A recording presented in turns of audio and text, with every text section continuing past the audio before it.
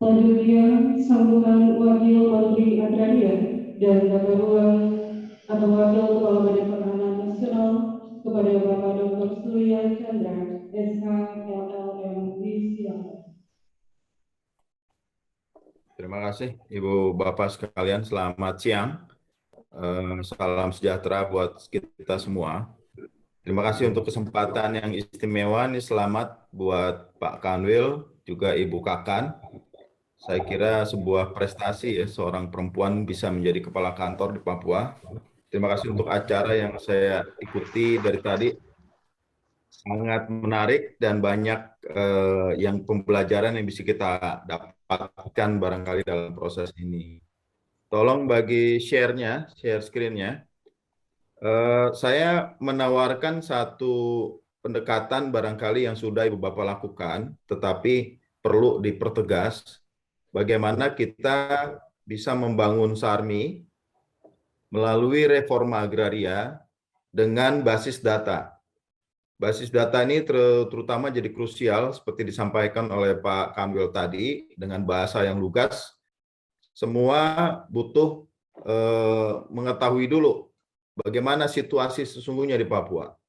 Pembangunan tidak bisa serta-merta begitu saja dilakukan dari pusat, daerah tinggal melaksanakan tanpa memahami kontekstual Papua sendiri. Dan arahan ini sudah jelas disampaikan oleh Presiden melalui Inpres nomor 9 tahun 2020, slide 2. Coba masuk ke slide 2. Tentang percepatan pembangunan kesejahteraan di Provinsi Papua dan Papua Barat.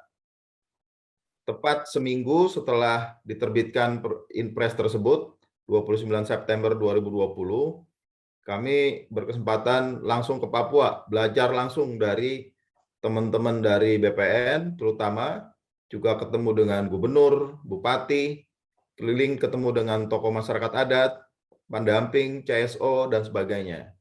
Dan saya kira Inpres tersebut memang menegaskan apa yang menjadi pandangan sikap pemerintah, khususnya dari Presiden, apa yang perlu dilakukan dalam konteks reforma agraria di Papua. Ada 4 di dalam Inpres tersebut yang saya kira penting menjadi perhatian kita semua. Pertama, Presiden minta ada percepatan pelaksanaan reforma agraria yang kutipannya itu ya, mempertimbangkan kontekstual Papua. Apa itu kontekstual Papua? Nanti kita kembali ke situ. Yang kedua, Presiden ingin ada kepastian hukum hak atas tanah, penataan dan publikasi batas kawasan hutan dan non-hutan. Nanti saya akan balik ke situ ya. Memang di Papua itu kalau dilihat dari peta, kebanyakan masih hutan. Dan evaluasi yang teman-teman lakukan di sana pun termasuk evaluasi perizinan di Papua, Papua Barat, khususnya salah satu usulannya memang ke arah situ ya, menjadi hutan adat gitu. Dan ini penting, penataan batas ini penting.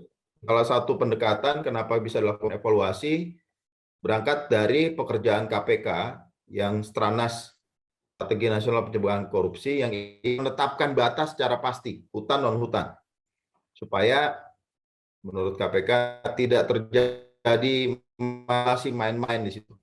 Semua inisiatif Stranas PK yang sudah ada perpresnya juga dan rasanya Papua menjadi tempat yang menarik gitu untuk dan penting untuk kita lakukan secara detail gitu. Nah, pendaftaran tanah adat ulayat sesuai hasil inventarisasi masyarakat adat, masyarakat hukum adat dan tanah adat menjadi salah satu tugas reforma agraria di Papua sesuai dengan Inpres nomor 9. Untuk diketahui Inpres ini tidak cuma bicara soal agraria ya, tapi keseluruhan pembangunan di Papua dan Papua Barat. Dan RA menjadi kuncinya, seperti tadi disampaikan Pak Dandim, terima kasih banyak, apresiasi betul untuk Bapak, juga teman-teman kepolisian yang hadir di sana barangkali, memang menjadi krusial. Nah yang ketiga, fasilitasi penanganan masalah hukum terkait pemanfaatan tanah adat, tanah ulayat. Ini kita ditugaskan, kami, ATR BPN, bekerja sama dengan Kementerian Kumham terkait hal tersebut, untuk menemukan model-model penyelesaian konflik sengketa di masyarakat yang hidup dan itu bisa dipakai gitu. Nah, yang keempat, saya kira ini juga jadi penting dan krusial khususnya di Papua, pembangunan dukungan dalam melaksanaan major project percepatan pembangunan wilayah adat Lapago di 10 kabupaten dan major project ada 2 KSD Purana dan KSD. Ini menjadi pesan Presiden yang saya kira menarik dan Inpres menegaskan ketua dari penasehat ya untuk proses percepatan pembangunan Papua, kesejahteraan Papua dan Papua Barat adalah Wapres. Jadi pada 17 Desember slide 3 tahun lalu, akhir tahun lalu, kami sempat bersilaturahmi dengan Pak Wapres dan langsung dapat arahan ya. Pak Wapres itu berulang-ulang secara waktu pertemuan dengan kami dan juga di berbagai media agar pentingnya melaksanakan pembangunan Papua yang dalam tanda kutip ya, ini kutipan dari Pak Wapres, sesuai dengan hati orang Papua. Jadi Pak Wapres itu menekankan soft approach istilah beliau, pendekatan yang lembut. Kita perlu cari berita-berita yang membahagiakan, yang membanggakan dari Papua, bukan sekadar cerita-cerita yang tidak enak begitu. Banyak kisah baik, banyak kisah yang istimewa dari Papua dan itu harus kita angkat. Soft approach dari Pak Wapres ini saya kira penting sekali. Beliau menekankan pendekatan kultural juga dan dari ke hati ke hati gitu. Dan rasanya tepat sekali ini pembangunan Papua kita pakai hati. Karena kalau nggak pakai hati, capek kerja di sana. Saya udah 4 kali selama jadi wamen bolak-balik dan jadi mengerti ya, memang beratnya perjuangan orang Papua dan teman-teman yang ditugaskan di sana.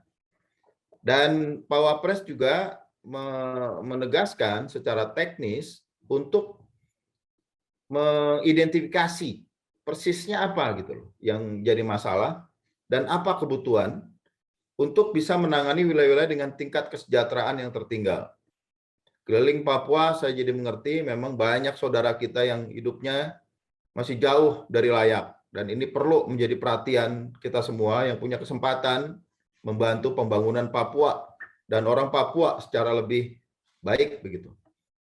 Dan Pak Pres juga menegaskan dan ini saya kira penting dalam konteks diskusi kita hari ini di rakor hari ini, identifikasi harus dilakukan untuk memecahkan masalah berbasiskan data. Sehingga dapat dicari solusi yang tepat. Nah, disinilah rasanya menjadi krusial. Gitu. Nah, saya mendengar catatan dari teman-teman Sarmi, juga dalam diskusi dengan teman-teman di Kanwil BPN, ada slide berikut, beberapa progres yang saya kira menarik di Sarmi. Jadi betul tadi Pak Kanwil ya, Sarmi ini bisa menjadi walaupun baru, tapi banyak sekali terobosan. Ini tidak lepas saya kira dari dukungan Pak Bupati. Terima kasih banyak Pak Bupati dan Wakil Bupati yang perhatian sungguh terhadap pembangunan di sana. Warga Bapak saya kira akan mencatat dalam sejarah apa yang sudah dilakukan. Juga saya kira Ketua dan teman-teman dari DPRD Kabupaten Sarmi juga patut menjadi apresiasi. Mudah-mudahan kami bisa jumpa secara langsung kalau nanti main ke sana lagi. Nah, ada beberapa progres yang saya kira penting dicatat. Pertama, bahwa pemerintah Kabupaten Sarmi sudah melakukan secara aktif kegiatan pemetaan spasial wilayah adat. Ada 3 dari 5 wilayah adat telah dipetakan di sana. Itu suatu prestasi. Kemudian sedang disusun oleh DPRD Kabupaten Sarmi bersama dengan Pemda, Perda Kabupaten tentang pembangunan wilayah berbasis wilayah adat. Ini juga satu terobosan menarik. Kita menunggu hasilnya bagaimana, negosiasi politik seperti apa yang bisa dicapai, dan kemudian nanti kami siap mendukung secara teknis ya. Apa yang dibutuhkan oleh Ibu Bapak di Sarmi supaya bisa membantu pembangunan Kabupaten Sarmi secara lebih efektif. Dan tadi sudah dicapai juga satu MOU ya, ditandatangani MOU antara Polres dan Kodim dengan kantor tanah Kabupaten Sarmi, salah satunya untuk mendampingi percepatan reforma agraria kontekstual Papua tadi. Jadi terima kasih banyak Pak Kapolres, Pak Dandim, dan ini jadi saya kira terobosan menarik. Kita butuh dukungan dari aparat dalam ini karena aparat mau urusan keamanan, tapi untuk urusan kesejahteraan saya kira sangat istimewa, khususnya di Papua. Waktu saya juga dengan teman-teman Kopassus yang nanam jagung dan kedelai, itu juga terobosan yang saya kira menarik. Ada inisiasi-inisiasi tidak cuma bikin keamanan, tapi kehadiran nyata ya, soft approach yang disampaikan oleh Pak Wapres. Dan ada beberapa kebutuhan pulau-pulau kecil di Sarmi ada 15 yang ada masyarakat adat di sana, tapi perlu pemetaan sosial dan spasial yang masih termasuk dalam kawasan hutan. Nah ini jadi tantangan tersendiri karena kawasan hutan itu kewenangannya LHK. Kami tidak bisa masuk. Nah, tapi kalau bupati rasanya tidak ada problem kan, itu wilayah semua. Bahkan izin-izin dan sebagainya pun harus persetujuan dari bupati untuk bisa dipakai apa enggak wilayah tersebut seperti itu. Jadi barangkali di sini koordinasi kita BPN, ATR BPN dengan BPKH dengan Pemda itu rasanya jadi krusial begitu. Dan terdapat peluang kerjasama pemetaan sosial masyarakat adat antara pemerintah Kabupaten Sarmi, kantor pertanian Kabupaten Sarmi, dan lembaga masyarakat yang selama ini aktif melakukan pendampingan. Tadi disebut ya ada RWA, WRI, dan sebagainya. Itu saya kira satu terobosan menarik. Sarmi ini menjadi pilot project dari banyak pihak. Mudah-mudahan tidak cuma pilot berhenti di Sarmi, tapi kita terus mendorongnya ke Papua keseluruhan gitu. Dan di sana juga sudah ada gugus tugas masyarakat adat GTMA. Ini menarik namanya gugus tugas juga sama dengan gugus tugas reforma agraria. Tapi untuk masyarakat adat di Kabupaten Jayapura, saya hadir waktu Pak Kanwil tanda tangan MOU dengan Pak Bupati. Model seperti ini barangkali bisa diterapkan di Sarmi juga. Tinggal turunan-turunan konkret dari kesepakatan tersebut yang ada di slide berikut ya, slide 5. Ini bagaimana eksekusinya? Catatannya seperti apa yang bisa kita dalami supaya konkret begitu, apa yang menjadi harapan di situ. Dan ini sangat jelas ya, kesepakatannya, liputannya, lingkupnya seperti apa, penyediaan peta dasar. Sama ini sudah ada peta masyarakat sendiri yang difasilitasi sebagian oleh CSO, juga bekerja sama dengan Pemda.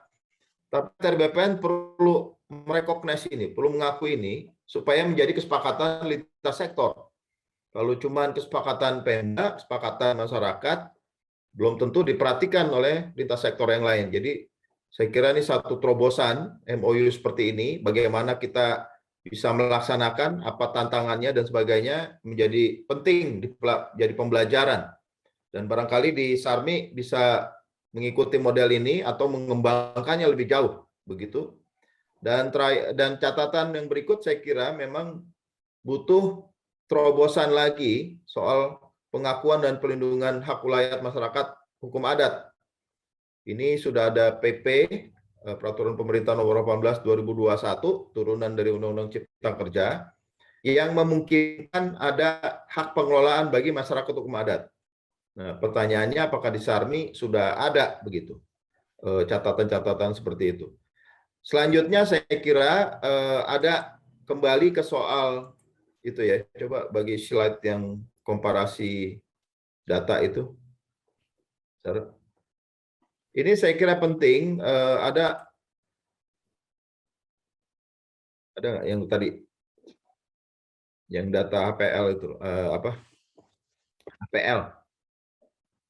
Nah ini coba digedein.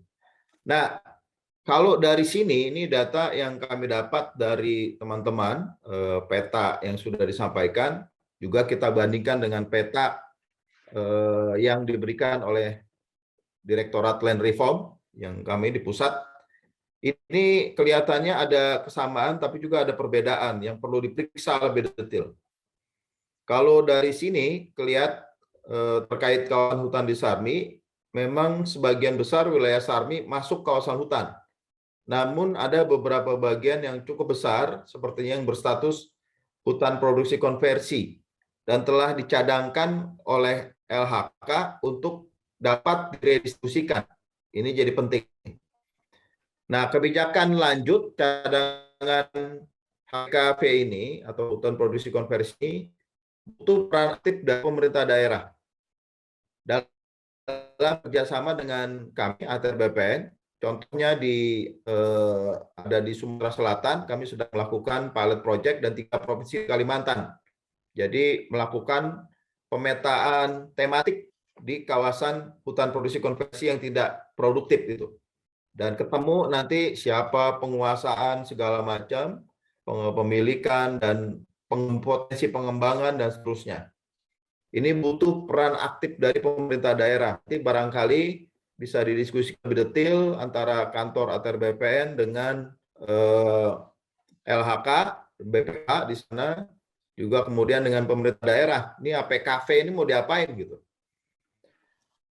Pertanyaan, atau ada keperluan membangun jalan misalnya, atau ada keperluan membangun fasilitas sosial dan fasilitas umum lain, kantor pemerintahan, kantor polisi, kantor kodim, sebagainya begitu, atau apapun begitu. Nah, semua harapan tersebut perlu didata untuk kemudian disusun dalam satu proposal untuk diajukan ke KLHK. Sebagai catatan, pemerintah daerah Kabupaten Jayapura sudah pernah melakukan ini. Saya kurang tahu ya hasilnya bagaimana, tapi nanti bisa tanya sama teman-teman di Jayapura, Pak Kanwil bisa cari tahu juga apa hasilnya gitu, proposal tersebut. Ini tidak langsung menjadi pekerjaan ATR BPN, tapi kami masuk dengan melakukan pemetaan tematik untuk membantu penyusunan proposal dari Pemda yang lebih efektif, sesuai lagi-lagi dengan kontekstual Papua, kebutuhan Papua untuk mendukung reforma agraria atau melalui reforma agraria itu. Nah, terkait kawasan hutan dan wilayah adat masyarakat adat di Sarmi, barangkali perlu koreksi jika salah interpretasi di peta. Namun, nampaknya sebagian besar wilayah adat, 5 kampung yang telah disahkan oleh Bupati, itu bertampalan ya, tumpang tindih dengan HPKV dan HPT. Ini perlu dicek lebih pastinya gimana situasinya untuk memberikan kita pengetahuan ya, strategi apa yang dibutuhkan berdasarkan informasi dan data yang kita dapat. Teman-teman BPN bisa melakukan itu, saya kira. Cuman memang butuh energi nih, butuh tambahan pekerjaan ya, tapi tidak tambah penghasilan. Nah, ini yang jadi tantangan tersendiri bagi teman-teman di sana. Pekerjaan rutin sudah banyak, kerjaan seperti ini menambah pekerjaan, tapi tidak menambah penghasilan. Barangkali tadi catatan Pak Kanwil bisa dipertimbangkan tuh Pak Bupati, Wakil Bupati, soal sharing anggaran kita. Kita bisa nggak memanfaatkan sebagian dana dari Pemkab untuk melakukan hal seperti ini, yang tidak langsung menjadi pekerjaan kami, tapi rasanya sangat dibutuhkan oleh Pemkab sendiri nantinya. Terus kami juga dapat informasi bahwa Dinas Lingkungan Hidup Papua Provinsi mengajukan 5.000 hektar sebagai hutan adat. Lalu 15.666 hektar sisanya ini mau jadi status apa nih? Apakah semuanya mau jadi hutan adat atau memang bisa di-APL-kan sebagai pencadangan? Fungsinya tetap bisa hutan, tapi APL itu jadi penting supaya nanti tidak sulit pemimpin daerah masa depan kalau butuh lahan untuk pembangunan. Kita tahu kalau sekali hutan agak sulit ya dilepas begitu. Jadi butuh pertimbangan macam-macam. Nah, yang terakhir, apa yang dapat kami dari ATR BPN bantu dalam konteks ini? Apakah ada wilayah adat tersebut yang bisa dijadikan hak pengelolaan bagi kelompok masyarakat umum adat misalnya, atau ini bukan suatu kebutuhan di Sarmi? Ini jadi pertanyaan-pertanyaan yang Ibu Bapak bisa diskusikan, bisa pertimbangkan. Intinya kami siap bekerja sama untuk membantu bagaimana pembangunan Sarmi lebih efektif. Seperti tadi disampaikan juga oleh Pak Kanwil ya, Sarmi ini bisa menjadi model ya, pembangunan yang sensitif, juga dukungan dari kementerian kami yang menjadi jangkar dari proses itu. Nah, terakhir ya, saya paham betul ya, udah 4 kali bolak-balik ke Papua, juga bekerja di Kementerian seluruh Indonesia kurang lebih, cuman bisa dihitung berapa provinsi yang pernah kami datangin di Indonesia ini dalam tugas sebagai Wakil Menteri. Memang Papua itu butuh perhatian khusus, khususnya dari segi sumber daya manusia. Banyak teman-teman ATR BPN yang bekerja di sana, dikirim dari Jawa atau dari Sumatera, itu pengennya pulang balik cepat-cepat begitu. Jadi nggak tahan kerja di situ. Sementara ada kebutuhan kita orang asli Papua juga butuh lebih banyak direkrut di sana. Tapi kalau harus tesnya bareng sama dengan yang lain-lain, ada tantangan tersendiri.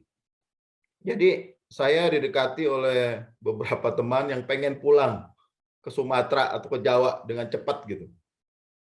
Sementara kita butuh orang terbaik harusnya dikirim ke sana. Orang-orang terbaik dari ATR BPN harusnya hadir di Papua, melakukan pekerjaan yang rumit seperti tadi. Ini tidak mudah nih, Pak Kanwil, Ibu Kakan paham ya teman-teman ATR BPN, tidak mudah. Tapi saya kira justru karena tidak mudah, harusnya orang-orang terbaik dari kementerian ini turun ke sana dalam tempo beberapa waktu paling tidak untuk berbagi, hadir gitu secara langsung dan membantu beres-beresin semua yang bisa diberesin di Papua dalam waktu yang secepat-cepatnya. Kita tidak bisa menunggu lagi, butuh strategi, butuh keberanian, juga kemauan, niat secara sungguh ya untuk bekerja seperti itu. Saya senang bisa ke sana beberapa kali, mulai memahami konteks Papua secara lebih mendalam. Terima kasih buat dukungan Ibu Bapak sekalian. Saya kira Papua memang butuh hati. Tadi Pak Wapres sampaikan kalau kita butuh pendekatan hati ke Papua itu. Dan hati saya rasanya sudah nyantol di sana. Kalau saya nggak jadi wamen, mungkin saya akan teruskan bekerja untuk Papua. Terima kasih. Salam sejahtera buat Ibu Bapak semua.